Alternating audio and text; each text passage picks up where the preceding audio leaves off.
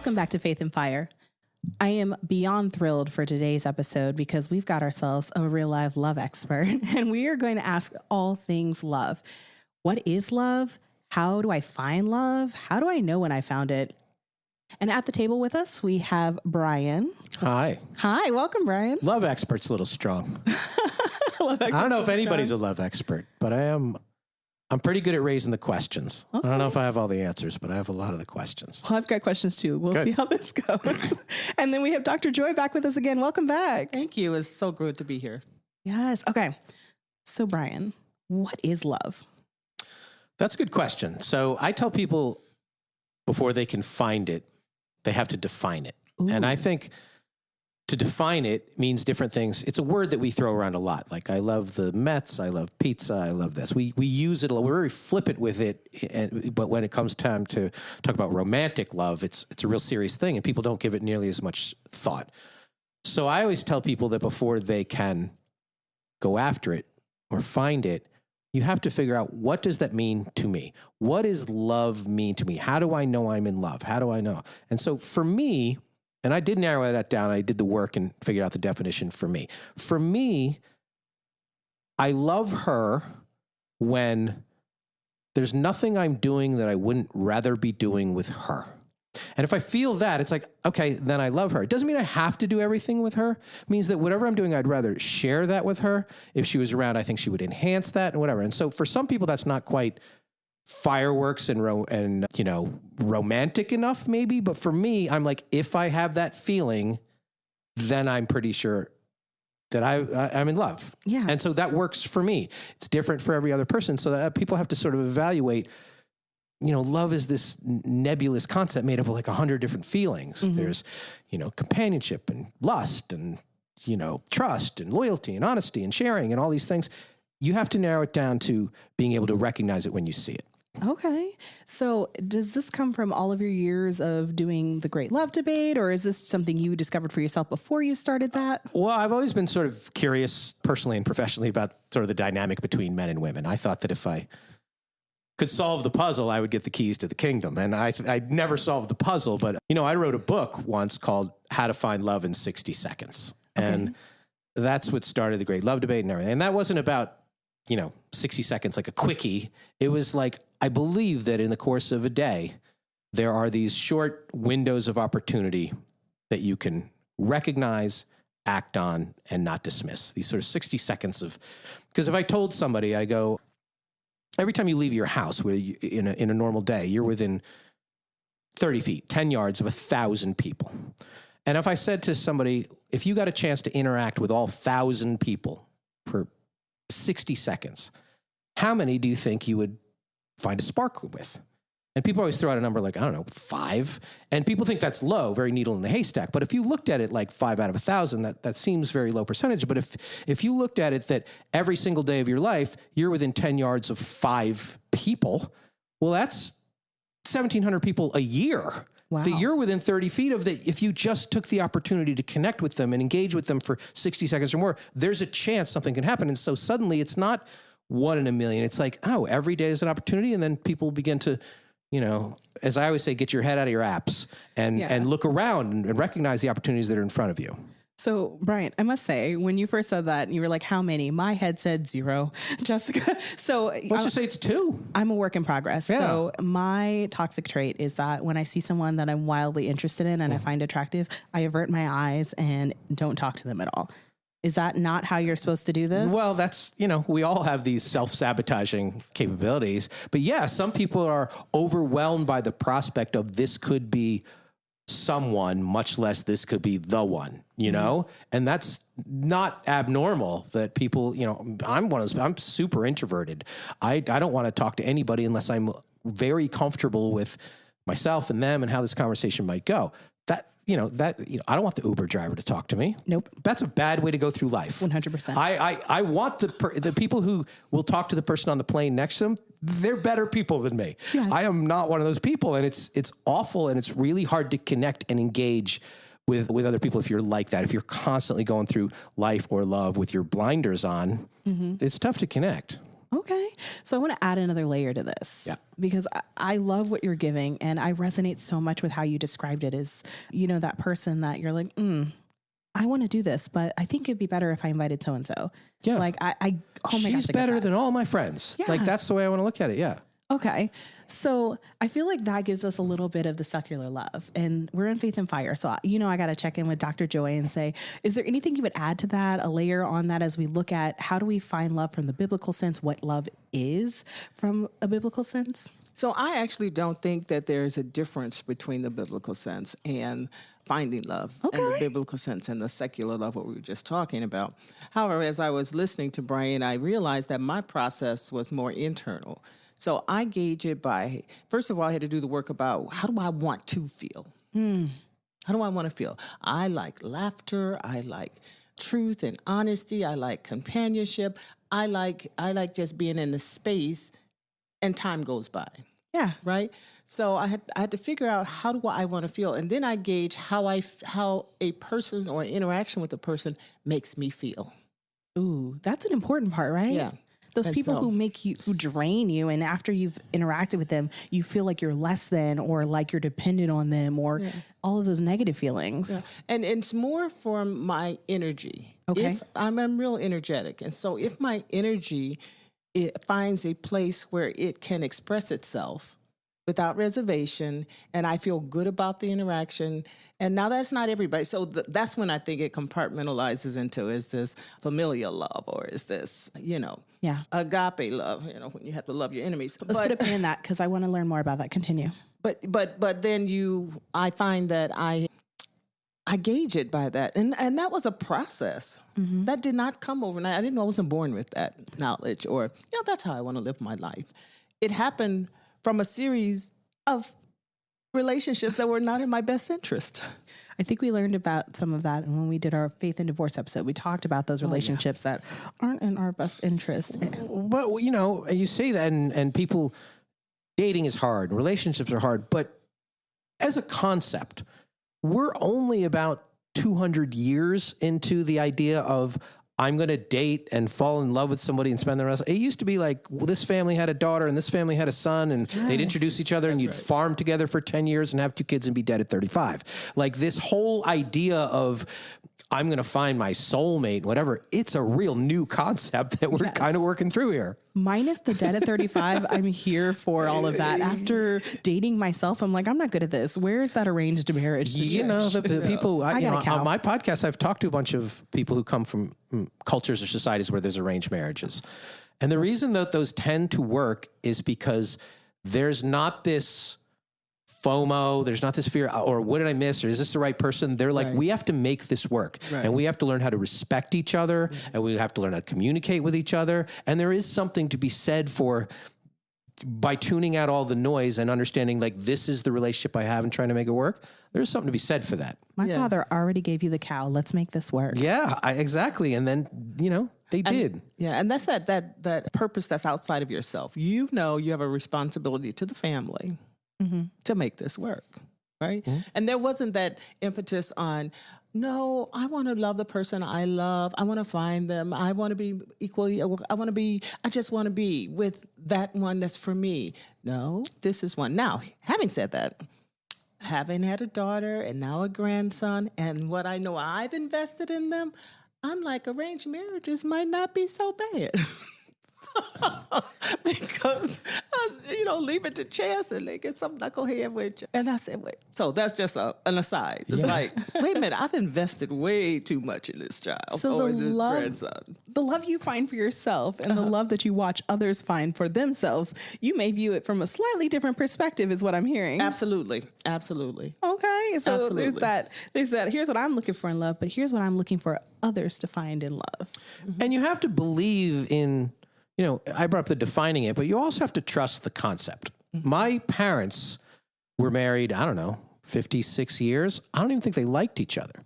So because I didn't trust their love for each other, meant that I didn't trust their love for me, which means that I didn't trust. People always ask me, like, how come you've never been married? Well, for a long, long time, I just didn't trust the concept because the environment I grew up in, I'm like, I don't want that. Yeah. I'm not sure I want that. So I had to go back and understand like what were my first experiences with it or without it, and then do all that work and go to the therapy and all that kind of stuff and talk to 5-year-old Brian and all that before. And so it was late. It was like in my 40s before I'm like, I think I can process this intellectually and emotionally in a way that now I can see if it can serve me. Yeah. That makes so much sense though. Yeah. Absolutely. It's almost like you have to deconstruct what you've constructed love to mean, right? And then go back and put the pieces and say, no, this is what it means for me. Right. Yeah. And I've it's never something had different to to everybody else. love before, the concept of love, because we do throw it around frivolously. I Exactly. love purple, as evidenced by my dress and my lips. I love tacos. I know. And we know what we mean when we say that. And it's like, do you love this person? I don't know. Not as much as tacos. Yeah, not as much as tacos. Tacos will be forever. Right. But it almost, listen, this is cool, because it almost seems like internally we do this assessment. It's kind of a linear assessment, like how much am I invested in this? This is lifetime. This will be over as soon as I eat the taco. Oh, so it's see what I'm easy to saying? love a taco because a taco lasts maybe 5 minutes if it's, And you a have really the big memory taco. of that was pretty good. Delightful taco. Right? There's no legal involvement. There's none of that. And for folks who are, people don't believe that about me, but I am introverted. It's just that all of my activities and my occupations are extrovert driven. So I've had to learn. But I'm much more comfortable on a microphone in front of 1,000 people than 2 people in an elevator. Yes. It's because in some way there's control over the dialogue if you are leading a big group. If it's just 2 people who might ask you a question that you're not prepared to be at, or you're sitting at the table at the wedding with a bunch of strangers, like that's terrifying to me. Yes. Oh my goodness, I love it because Introverts I'm unite. not. Yes, and it takes the sting out of it. We fall into roles where we're called to use more energy, right?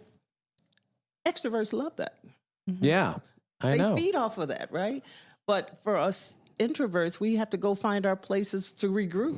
And you bring that up now. A new couple, or even a couple that's been around for a while, sometimes they think, well, this is the way they act with me, and they're very comfortable, whatever. And then I took them to meet my family or my friends, and they totally changed. And then you get in a fight over that. Like, I don't understand why you behave that way. That's not how you are. And basically, you're trying to project, well, this is the way they are with me versus this is the way they are with everybody else. And unless you understand the way that person interacts and communicates with society, I think you have to learn that I think we take that for granted that, I know how they'll be. Absolutely. Yep. Yeah. People assume I'm an extrovert all the time. Yeah, same. And I'm like, no, I don't want to talk to anybody. I think they confuse it though with, do you like to be out with people talking blah, blah, blah, as opposed to where's your energy source? Well, I like to be around people. So I use the analogy, it's like a bubble over a waterfall. There's a ton of energy and the bubble floats without touching the waterfall, but also not getting pierced by the waterfall.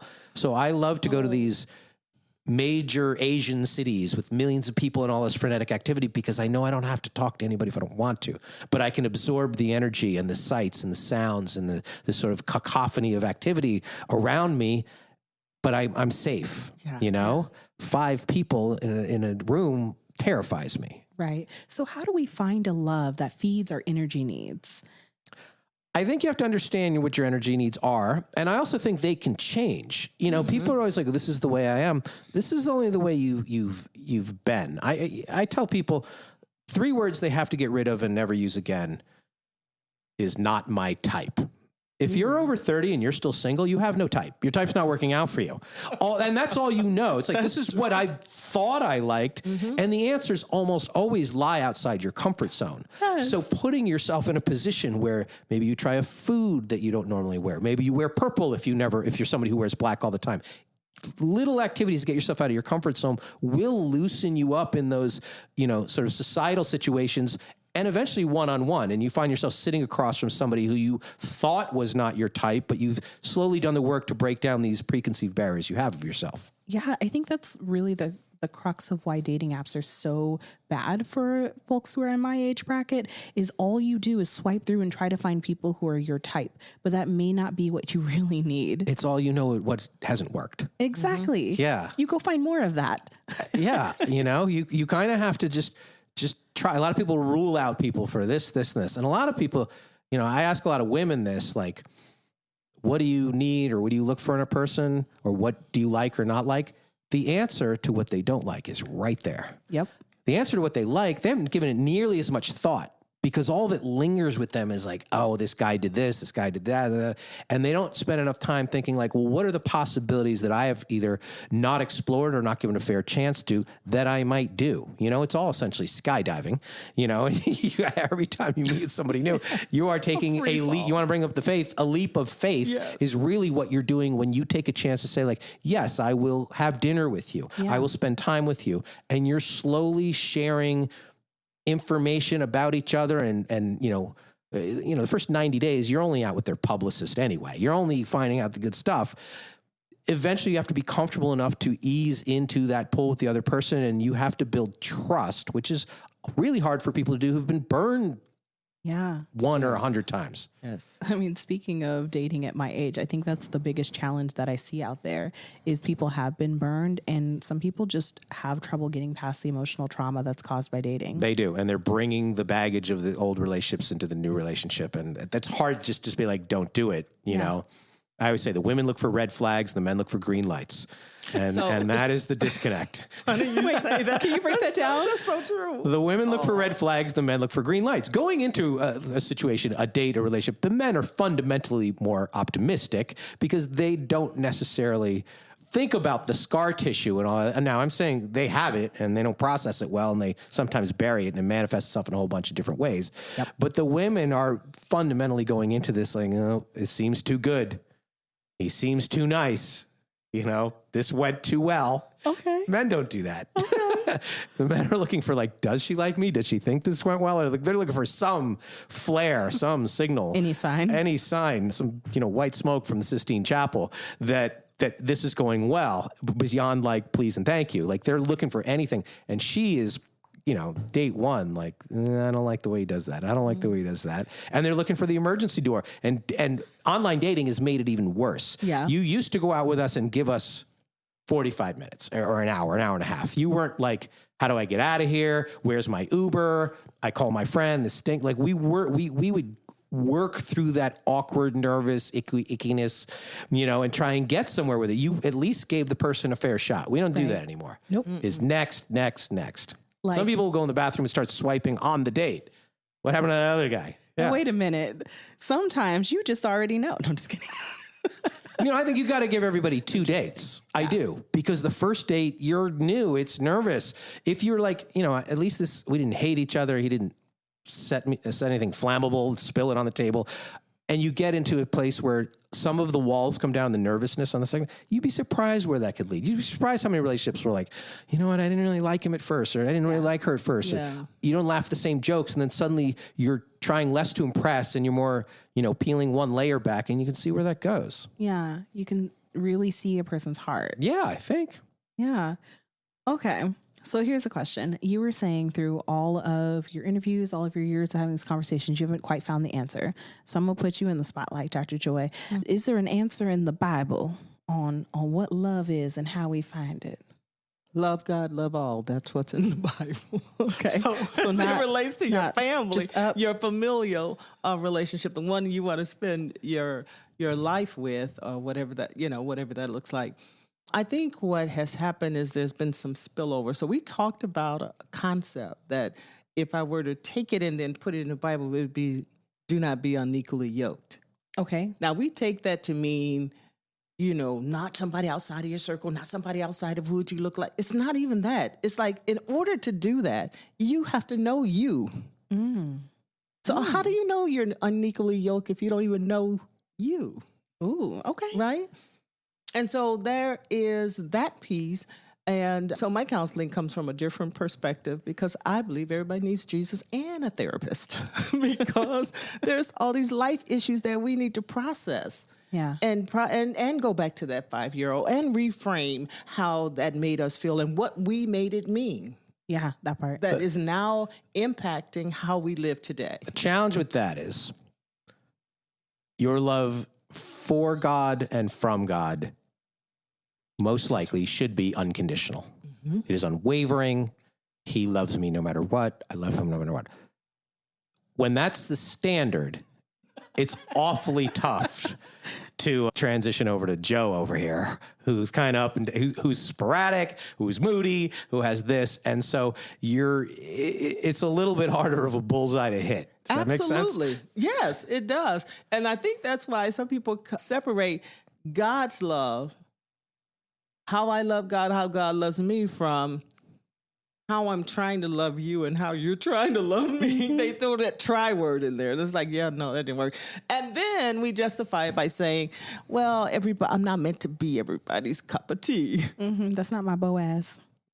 Yeah. You know, and so the reality is that brings on all kinds of layers of diversity. We're not all meant for each other. We're all meant to coexist, get along. I believe that if we really made the decision that we wanted to coexist, I believe we could. I think you're right on it. One of the things that I say a lot that ruffles the most feathers, but I stand by it. It's never that you haven't met the right person. It's almost always that you haven't been the right person. And that means that there's probably many times that you have met somebody that would have been compatible with you. And either you were not ready to recognize that, or you did not do the work and were not open to that possibility. And a lot of people are like, they're just going to have to love me the way I am. And this is the way I'm like, no, what are you talking about? You should constantly be evolving and trying and going deeper and doing the work and do all these things. You know, people always said to me, well, how come you didn't get married when you were 30? And I'm like, I didn't know who I was at 30. I'm supposed to know who you are. Mm-hmm. We're both moving, hopefully, forward towards something, and people should evolve and change and things. So I haven't met the right person. That's putting the responsibility on society, the pool. Yes. You need to take some ownership that maybe I wasn't receptive to that. Maybe I misinterpreted that. Maybe I didn't communicate what I wanted. Maybe I just wasn't confident enough in myself to express what it was I wanted and needed out of this partner. Yeah, I'll admit that's why my first marriage, I say first marriage as if there were others, why my marriage didn't work is I don't think either of us were in that place. We weren't ready. We shouldn't have gotten married. There's a lot of societal and familial and personal pressures we've been dating, we better take this step. Yes. Yeah. Yes. To me, it's a huge step, which is probably why I haven't done it. And you're not ready, or maybe you weren't ready at that time with them. Maybe if you met certain circumstances, it would have worked out. And there's no shame in that, you know? That part. Yeah. There cannot be any shame in that, because that'll keep you stuck too. 100%. Honestly, the journey for healing from that relationship really, I think, got me ready to where I'm at a point where, like, I really understand who I am and what that would look like for me. And I think if this version of me were, first of all, this version of me would have made a different decision. Mm-hmm. But if this version of me existed at that time, I think then I would have, on my end, been ready for a marriage. Not that marriage. That wasn't the one for me, but a marriage. Well, and a lot of people, will stick with a situation that isn't quite right, or they're not feeling it because they don't want this, perception that they failed, or they don't want to feel like they failed. But, if you get to 40 like me and you've never been married, if you get to 40 and you get divorced, the marriage failed. If you get to 40 and you've never been married, you failed. Or at least that is the perception that people have. Trust me, I would be very cautious about dating a woman over 40 who's never been married. Yeah. Even though I'm one of those people, I'm like, that's a huge red flag. I'm not going to lie. That is so spot on. I dated a guy who was... my mother's sitting next to me, who was 50. Yeah. And he said he was never married, no kids. That's and I'm me. not going to lie. We revisited this conversation like 4 or 5 times because I didn't get a satisfactory explanation of what you've been doing. I get it. You better own that answer. You can't just be like, I was busy with work. No, there has to be some reason beyond that. And trust me, I went through it. There is. Yeah. And once you kind of own the answer, the most confident person in the room is usually the most vulnerable. The one who's willing to sort of own, this is who I am and why I am, and went back and did that and didn't just, flippant. People would say to me all the time, how come you've never been married? And I'm like, it's only 3:00. Like I would dismiss it with some joke. But once I sort of own the answer, and I talk about the parents thing, I didn't trust what they had and I was scared of it. Then a lot of people opened up to it. But I would ask the question. Yeah. It's a red flag. It should be. I mean, maybe not red, but it's definitely yellow, giving pink vibes. Yeah. Well, and sometimes if you've been in situations where it has turned out, you've made the choice to jump in and the water was a temperature that you couldn't handle, you had to jump back out, you start saying, okay, God, I don't need red flags because obviously, those don't work for me. I need pink. Yeah, And if maybe. there's a hint of red in the water that might turn it, I need that kind of, hello, Sherilyn, been there, done that. Yeah. You know? So I would get into these long-term relationships, and I would always use the analogy that I'd put enough chips on the table to stay in the game, but I would never go all in. Ooh. I just keep trying. Yeah, it's good enough. It's fun. It's fine. It's whatever. And I never quite understood that they wanted it. The women that I was with or dating, they're like, you don't even understand what I'm talking about. This sort of emotional vulnerability, this we are in this together versus this is fun. This is cool. We have a good time. Like, and because I was so walled off, I was so scared for either the highs or the lows, and you live life in this sort of middle bandwidth to protect yourself. Yeah. Eventually, you got to go all in, you know? You got to go all in. Jinx. I don't even know that you touch your nose when you do a jinx. That's what we just did, but hey. You did it because you did it. Seems reasonable.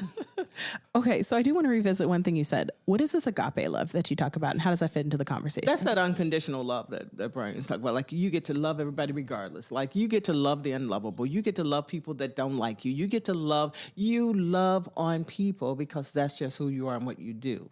Okay. Like, I equate that for me, the way I think I can do it is that my intention is never to harm. Yeah. Right?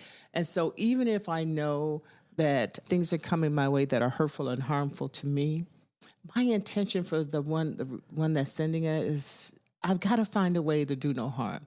And if that's removing myself, if that's whatever that has to be, but that's my goal. Okay. See, and I see that show up for me in early stages of relationships is I try to start with that no matter who it is. And the most recent, not relationship, but dating situation I was in, it's interesting because I always govern myself and I was like, whatever my interactions are, they need to come from a place of love. And not love like, romantic love, because you don't have that yet.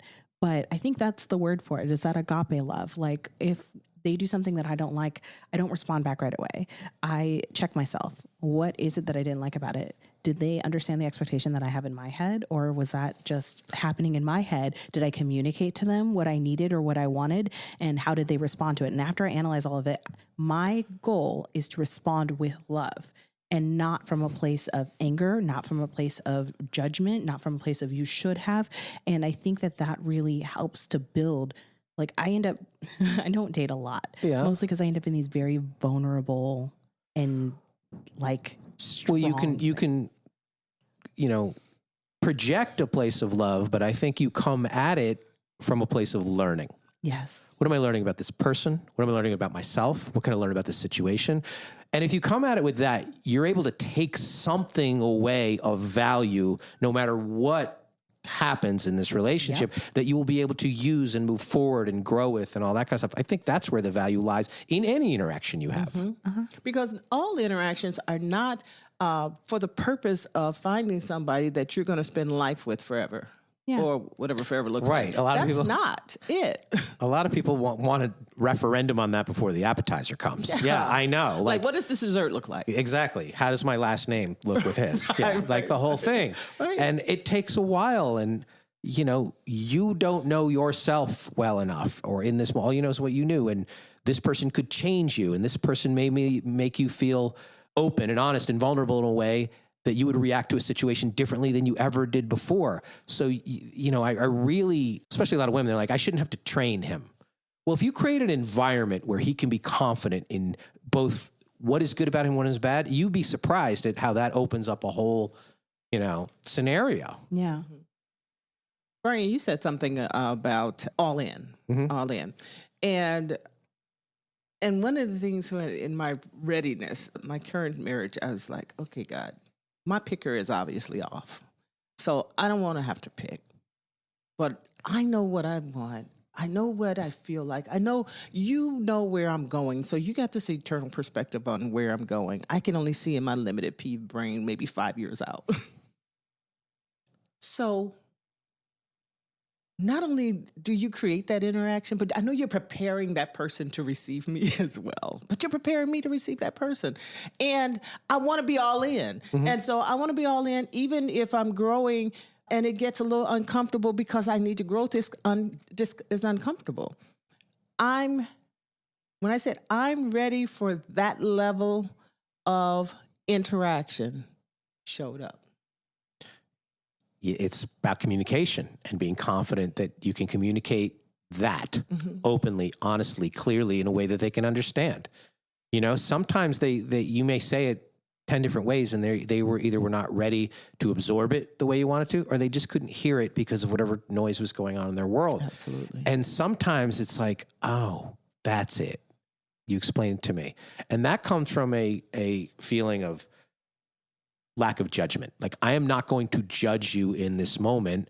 I'm going to share this information with you. There could be good information, bad information, ways we can get together. And your job is to absorb what I'm saying and see where we can go from there. You know, people try and go from A to Z and they leave out 24 letters, you know? Everything is a journey. Everything is a process. And you have to sort of go, you brought up the equally yoked thing. Well, even your relationship with God, it is real. You talk about trying to hit two bullseyes. Sometimes you're here and sometimes you're here and sometimes you're totally on fire and sometimes you're like, oh, I don't believe anything anymore. Those are individual journeys that, as long as you're both at least trying to move forward at your own pace, I think that works. You know, trying to be like, you've got to keep up with me in this, then you're leading to a place of, you know, dishonesty is probably like the wrong word, but a situation where the person is simply not authentic. Yes, that's so true. This is a funny, with my husband when I first discovered that he was trying to date me. We were talking about something else because we met over business, and all of a sudden I was like, "What did he just say?" I wasn't ready. I wasn't ready to receive in that moment, but I had put it out to the universe, and here it is, right? So I'm like, okay, what am I going to do with this? Okay, ask the question. So I have 3 questions. Are you available? What do you mean? Like, is there a woman out there who thinks she's in a relationship with you? Like, are you completely... That's a much different question, a better question than, are you in a relationship with somebody? Absolutely. No. Is there somebody who thinks they're in a relationship? Different question. Right, yes. because we don't always close things, right? Right. And then I said... I don't need a knock on the door. Right.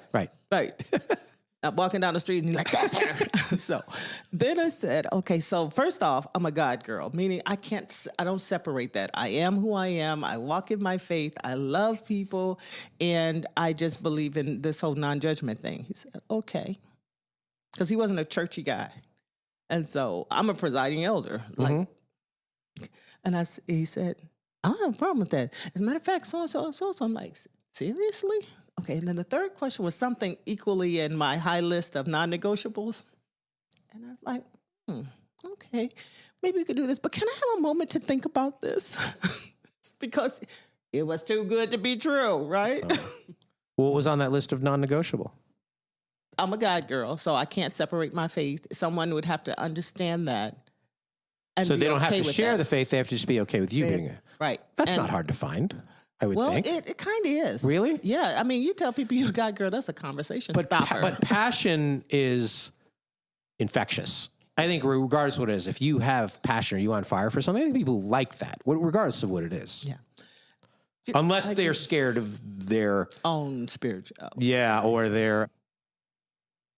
I'll just say their sinfulness. It's like, welcome to the party. Right. It'd be like, oh, she's going to think I'm a bad guy because I do that. Yeah, maybe. Yeah. The other was the woman. I don't compete.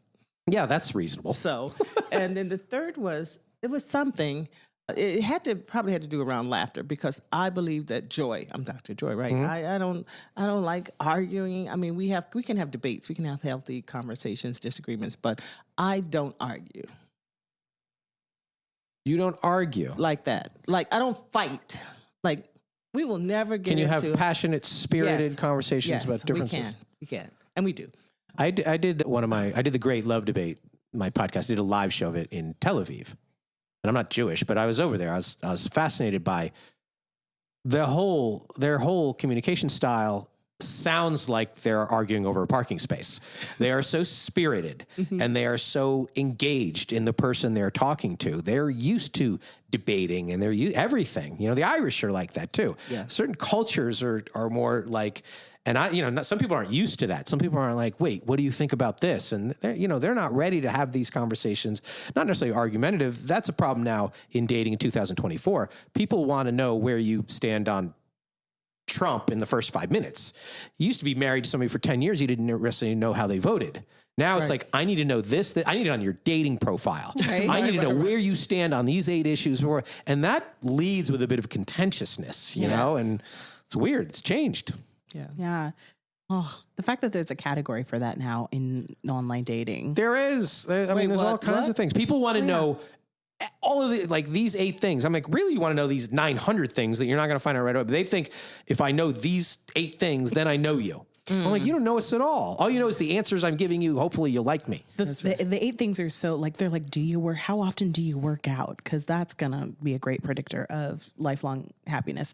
It's also the politics one. For a while, they had like your COVID requirements. Like, they want to know your pronouns. They want to know everything.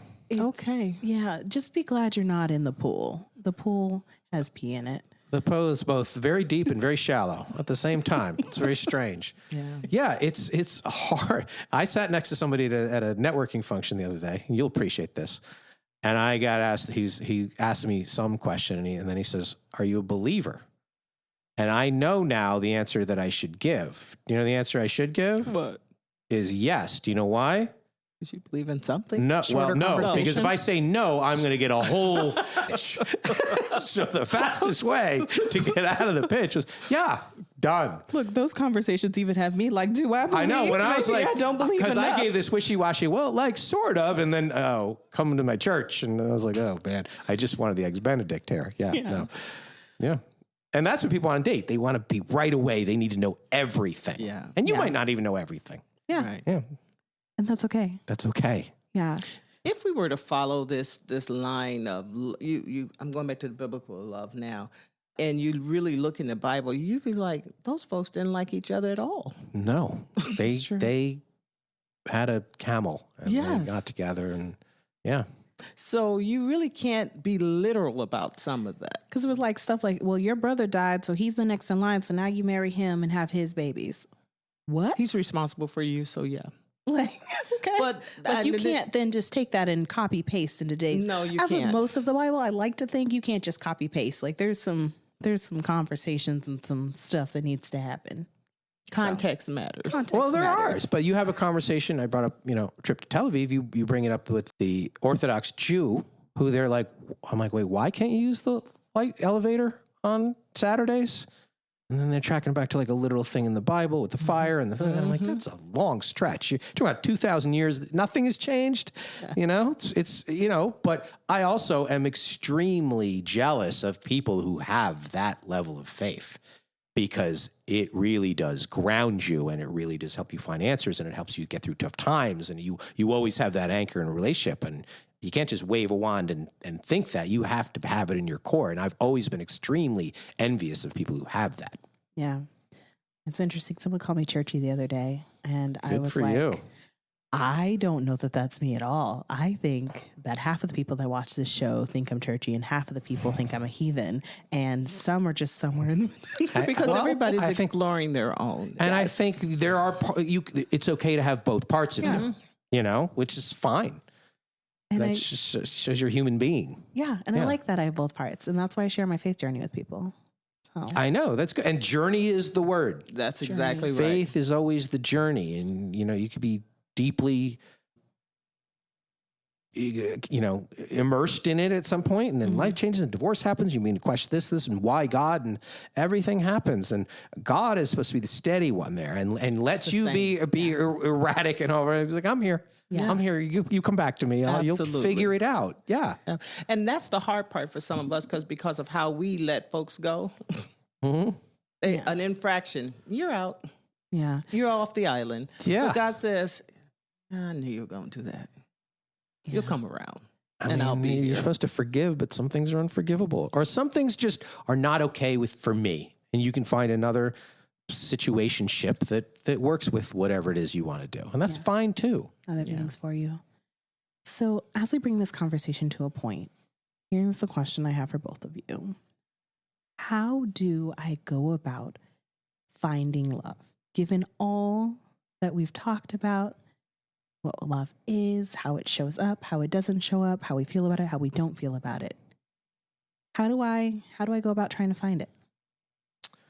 I use this example that when we were kids, I don't know how old you are, but when I was a kid, I didn't have things like an iPad in the back seat to entertain me while I went for a car ride with my parents. I had to do things like count blue cars, you know, or brown cars or green cars or whatever. Like that's the kind of thing I had to do.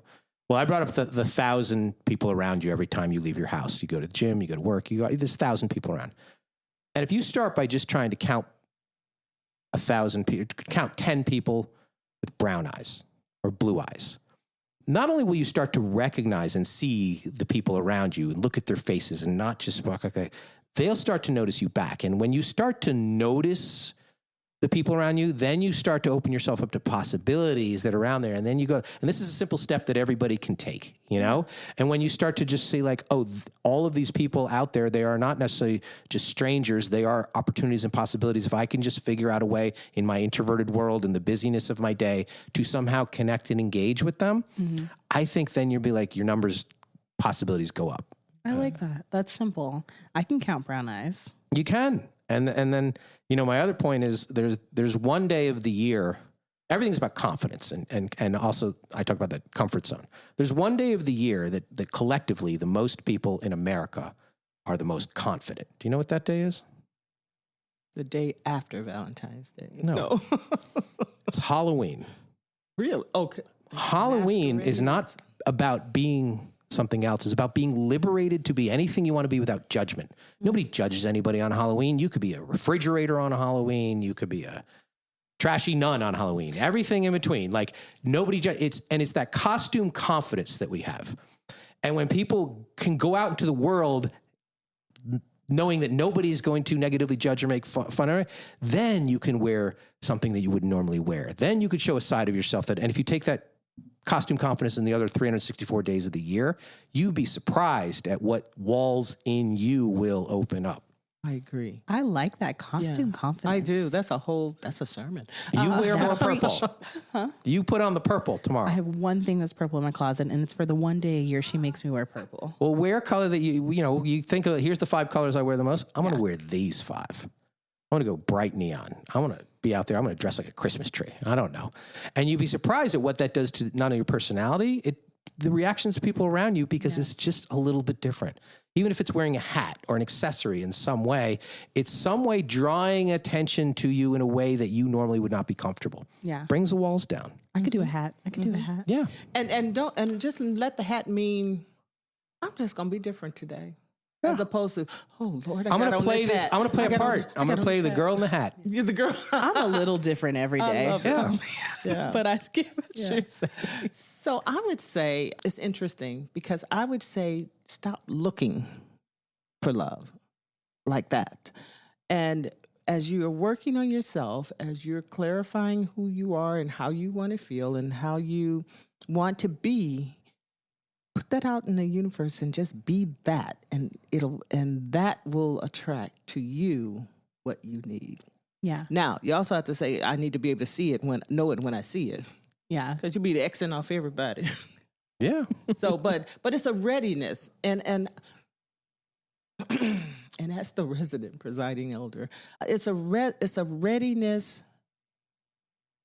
that comes when you let go. Yeah. It's funny that you say that because, I mean, I kind of ask for the sake of having the conversation, how do I find it? But if I were to be honest, my real approach right now is to put myself in more spaces where I can be found. That's literally, like, I had that thought the other day. Like Home That's Depot. my goal. There's lots of dudes at Home Depot. More like churches with more young adults, but Home Depot could be it. People are happy at Home Depot. They're working on a project they're excited about. So I actually think I would slay at Home Depot because my modus operandi is to show up and look confused like a damsel in distress. And let us help you. That's all we want to do is get something off the shelf for you. You don't let us do that anymore. So funny. I am professional. We need to be needed.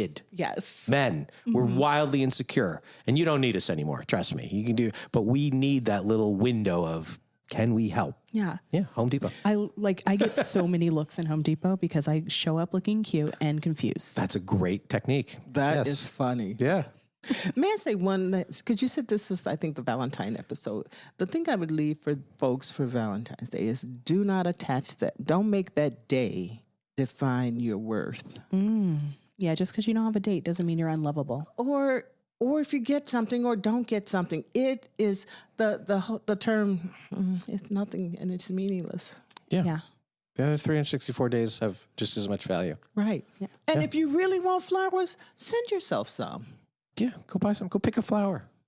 But don't attach that to your self-worth and then make that your self-esteem go down or you're not good as or nobody loves you, because none of that's true. Or worse, don't make it mean something about your mate or your partner or your whoever or your paramour. Who They know might that not know that it's important to you. All I know is what the last girl liked, and I probably found that out too late. You know, Right. You have to be like, you know what? I know it seems silly. I know you're wonderful to me all the other time. I really like Valentine's Day. And a lot of women won't say that. They're like, he knows. He doesn't know. You know. He doesn't know. Yeah. Okay. I love this, y'all. I really appreciate y'all having this conversation with me today. I feel like I learned a lot about love, a lot about really understanding myself before I dive into looking for love other places. What does love mean to me and what does it look like? Looks like Home Depot. It looks like Home Depot. And it looks like I'm going to find somebody at Home Depot or show up and be found. That's right. So I love it. Thank you very much, Brian. Thanks for having me. Yes. Thank you, Dr. Joy. It's always a pleasure. And thank you for joining us today. We really appreciate having you as we have the conversation. We would love for you to join in, comment, let us know what you think, and be sure to like, subscribe, and follow so you can hear more on Faith and Fire.